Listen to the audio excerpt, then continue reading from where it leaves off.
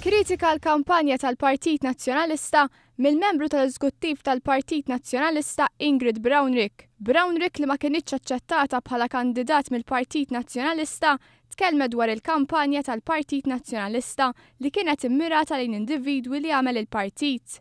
Dan meta mitluba ta' reazzjoni tagħha għal riżultat miksub. Il-Partit Nazzjonalista ma kellux għalfejn jinżel daqshekk fuq livell personali għax kellna ħafna argumenti favorina nistajna nbijaw. U hemmhekk l-akbar diżappunt tiegħi naħseb. Bronwrigg qalet li l-Partit Nazzjonalista missu tkellem aktar dwar ix-xjuż Ewropej. Dwar min għandu jerfa' responsabilità ta' dan ir-riżultat miksub mill-Partit Nazzjonalista ma kkummentatx. Ma nixtieqx nikkummenta fuq dik.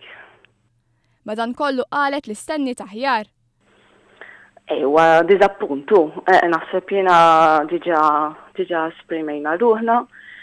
Huwa diżappunt, ma kontx qed nistenna xi suċċess laqas jiġifieri, però naħseb il-Partit Nazzjonalista nemmen li seta' mar aħjar. One News għamel kuntatt ukoll mal-membru tal-Eżekuttiv ieħor tal-Partit Nazzjonalista Jean-Claude Mikallef li wkoll xtaq ikun kandidat. F'dal-mument m'għandix kummenti x'nagħmel ħlief illi l-affarijiet jitkellmu waħedhom.